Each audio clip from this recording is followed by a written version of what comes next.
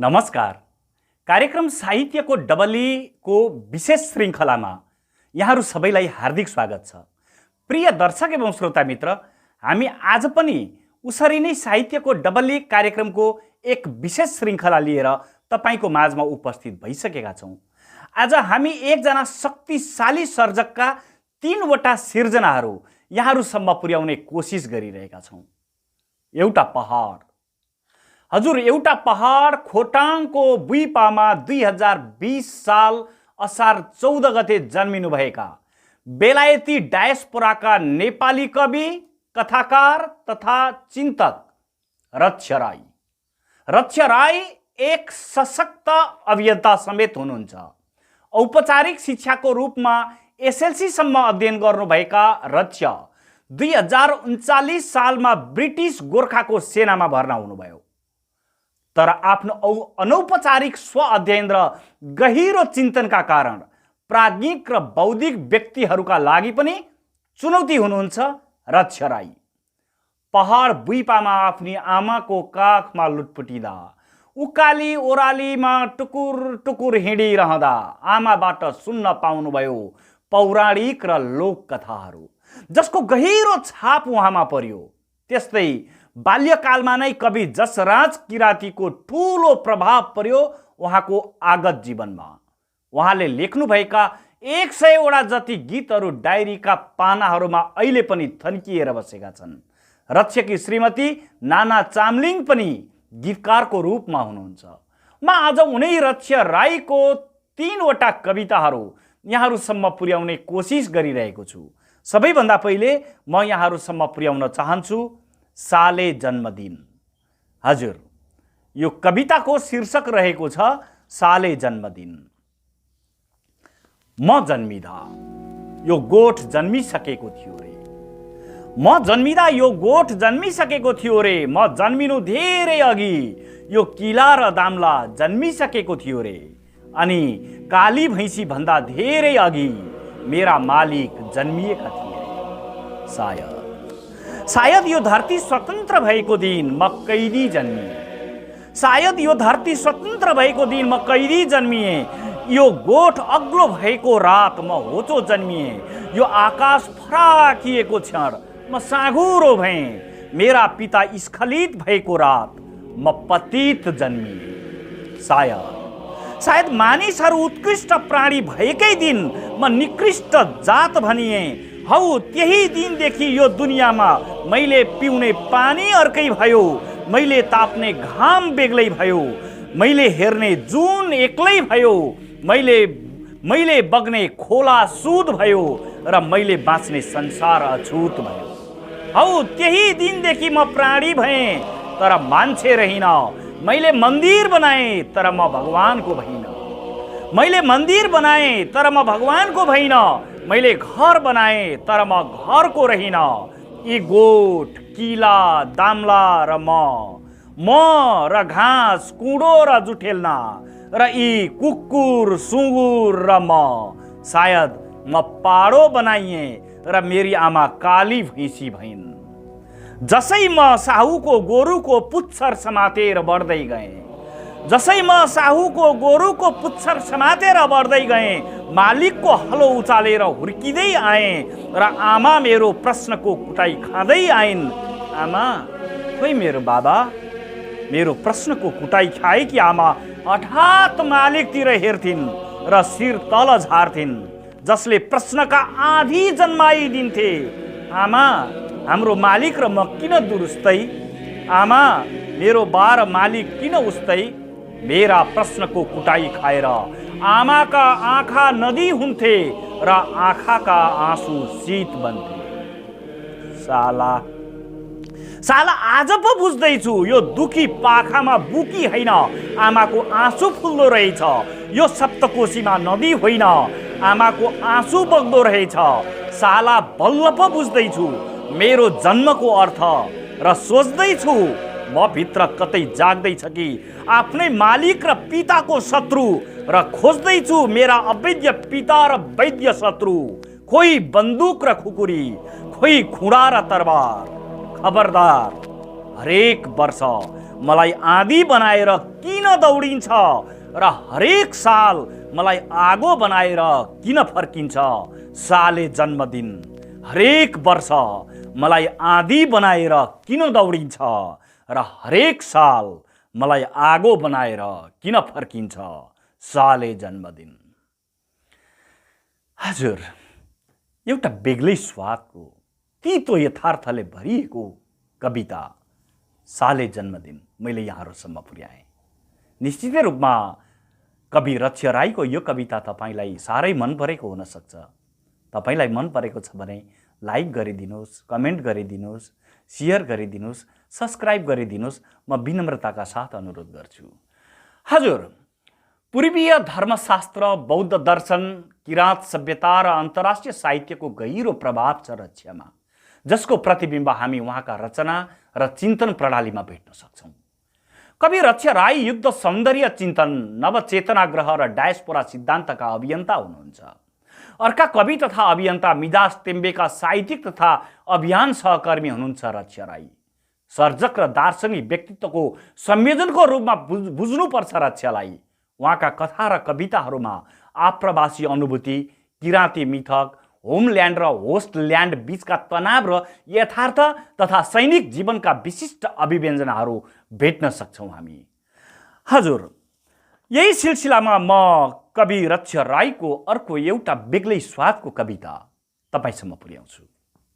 पल्टने हजुर। उहाँको कविताको शीर्षक रहेको छ पल्टने हजुर।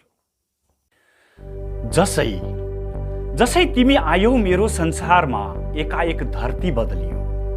जसै तिमी आयौ मेरो संसारमा एकाएक धरती बदलियो, आकाश साटियो र मौसम फेरिए। जसै तिमी आयौ मेरो जीवनमा एकाएक म पनि त बदलिए। मैले हजुरलाई कहाँसम्म खोजिन, फुल हाँसेको गीतहरूमा खोजिन कि जुन रोएको शीतमा खोजिन। जसै आँधिएर आयौ एकै प्रहरमा र एकाएक एक्लो बनाएर गयौ यो सहरमा, जहाँ म हजुरको प्रेमले बदलिएँ, हजुरको सम्झनाले फेरिएँ। हिजोसम्म त म काग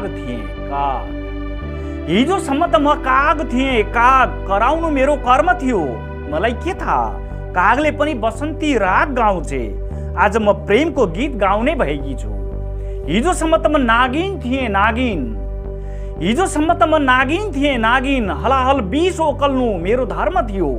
मलाई के थाहा नागिन पनि भगवानको भक्ति गर्छे। आज म प्रेमको दासी भएकी छु। हिजोसम्म त म बगिनी थिएँ,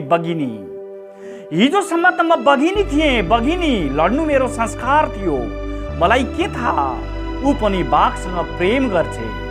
हेर्नुहोस् त आज म पल्टनेको फोटो हेरेर रुन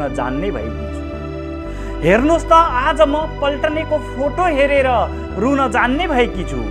यसरी हुलिया नै बदलियो कि मेरो तृष्णाले खङ्ग्रङ्गै सुकेको छाती एकाएक राराको ताल भयो। बागमती जस्तो मेरो कुमारीत्व एकाएक पवित्र गङ्गा भयो। विष्णुमती जस्तो मेरो गर्भ एकाएक गोसाई कुण्ड भयो। मायामा चुर्लुम्म डुबेको पत्थर एकाएक मुटु बनेर फर्कियो। हजुरकै मायाको त्यो आकाश एकाएक बलेसी बनेर दर्कियो।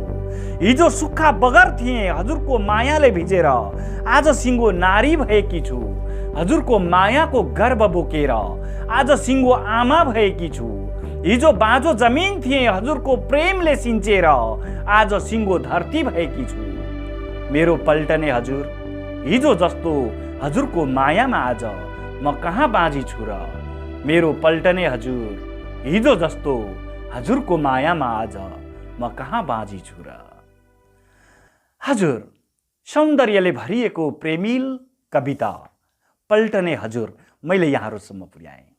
हजुर, प्रिय दर्शक एवं श्रोता मित्र, म यो समयका शक्तिशाली कवि, चिन्तक तथा दार्शनिक चिन्तनका साहित्यकार कवि रक्ष्य राईको कविता पढ्दैछु। चिन्तन र सौन्दर्यले रञ्जित कथा लेख्ने रक्ष्य बजारिया प्रोपोगण्डामा रमाउने सर्जक होइनन्। देश दुखेको छ, शालिक उभिएर गोर्खाली र अङ्ग्रेजी भाषामा लेखिएको पोएट इन किलिङ जोन रक्ष्यका कविता सङ्ग्रहहरू हुन्। त्यस्तै गरी शहीदकी आमाको लास, बालुवामा अर्को नेपाल, पल्टनेको फोटो उहाँका कथा सङ्ग्रहहरू हुन्। रक्ष राई र मिजाज टेम्बे भएर संयुक्त रूपमा डायस्पोरा सिद्धान्तलाई सैद्धान्तिकरण गर्दै डायस्पोरा सिद्धान्त रचना र समालोचना नामको संग्रहणीय पुस्तक प्रकाशन गर्नुभयो।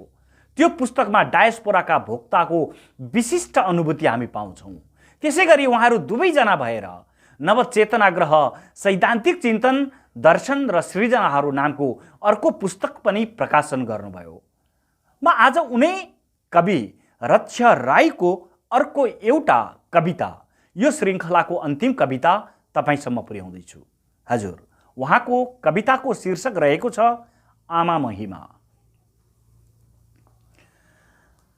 आमा जो धरती भएर आकाश उठ्दछिन्, आमा जो धरती भएर आकाश उठ्दछिन् र धरतीतिरै झुक्दछिन्, आमा जो सूर्य आँखामा बोक्दछिन् र अगेनाको ध्वाँसो पुस्दछिन्, आँगनको अन्धकार बढार्दछिन्। उनी यस जगतकी महान रचनाकार हुन्। उनी यस जगतकी महान रचनाकार हुन्। ईश्वरले सृष्टिमा भूल गरेका छन् भने उनी त्यसको पुनः रचना गर्दछिन्। भगवानले हिँड्न भुलेका ठाउँहरू छन् भने उनी मानिसका लागि त्यहाँ बाटो खन्दछिन्। देवी देवताहरूले बास बस्न छोडेका मठ मन्दिरहरू छन् भने उनी मानिसका लागि त्यहाँ ओत खोज्दछिन्। मानौ कि कहीँ कतै भगवानको मूर्ति बनाउन भुलिएछ भने त्यो बिर्सिएकी अनुहार आमा हुन्। कहीँ कतै मठ मन्दिरमा ईश्वर पुज्न भुलिएछ भने त्यो बिर्सिएको प्रार्थना आमा हुन्। तापनि आमा जगतकी जननी हुन्। आमा जगतकी जननी हुन्। उनको जीवनद्वारा नबनिएको कुनै त्यस्तो जगत छैन। उनको रगत र मासुले नबनिएको त्यस्तो कुनै मानिस छैन। मानिस त दुःख लिएर आएका हुन्छन् यस धरतीमा। मानिस त दुःख लिएर आएका हुन्छन् यस धरतीमा। त्यही घाउमा उनी मलम भर्दछिन्।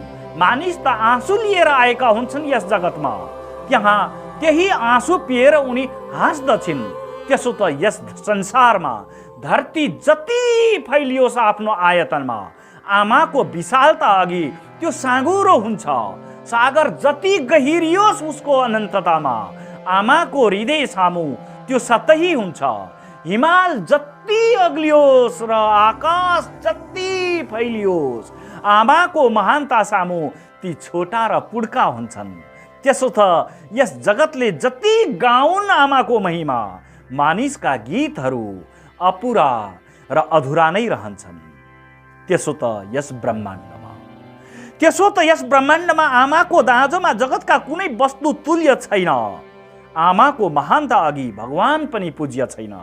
आमाको दाँजोमा जगतका कुनै वस्तु तुल्य छैन। आमाको महानता अघि भगवान पनि पूज्य छैन। हजुर, मातृदेवो भव। आमालाई कति सम्मान गर्नुहुन्छ रक्षजी। हजुर, एक शक्तिशाली कविता आमाको बारेमा जतिसुकै शब्दले सिँगार्न खोजे पनि आमा जति महान यो धरतीमा केही छैन। रक्षजीको भावना कविताको रूपमा मैले यहाँहरूसम्म पुर्याएँ। रक्ष राईलाई समग्रतामा म बहुआयामिक व्यक्तित्वको रूपमा बुझ्छु। उहाँ बारेका थोरै शब्द र दुई चारवटा कविताले उहाँको कवि र दार्शनिक चिन्तन व्यक्तित्वलाई चिनाउन सकिँदैन र म पनि सक्दिनँ। आजको यो विशेष श्रृङ्खलामा रक्ष राईको बारेमा मैले यति नै भने। 14 गते असार अर्थात् असार 14 गते कवि रक्ष राईको जन्मदिन। उहाँलाई धेरै धेरै शुभकामना। यही कार्यक्रम साहित्यको डबलीको विशेष श्रृङ्खलाबाट हामी दिन चाहन्छौँ। तपाईलाई कार्यक्रम लाग्यो भने, राम्रो लाग्यो भने पक्कै पनि सब्स्क्राइब गरिदिनु हुनेछ, लाइक कमेन्ट गरिदिनु हुनेछ भन्ने हामी पुरा विश्वास गर्दछौँ। यसरी आज मैले आजको विशेष श्रृङ्खलामा डायस्पोराका एक शक्तिशाली कवि रक्ष राईका 3वटा अलग अलग स्वादका कविताहरू तपाईहरुसम्म पुर्याएँ। तपाईलाई कार्यक्रम कस्तो लाग्यो? हामी साहित्यको डबलीको अर्को श्रृङ्खला लिएर तपाईको माझमा उपस्थित हुने नै छौं र स्रष्टाहरूका शक्तिशाली र सुन्दर सिर्जनाहरू आगामी अङ्कमा वाचन गर्ने नै छौं। आजलाई भने कार्यक्रममा प्रविधिमा साथ दिने नितेश गुरागाई सहित साहित्यको डबली विशेष श्रृङ्खलाको प्रस्तोता तपाईँको बर्बरिक अर्को श्रृङ्खलासम्मको लागि ओझेल पर्न चाहन्छौँ। जदौ।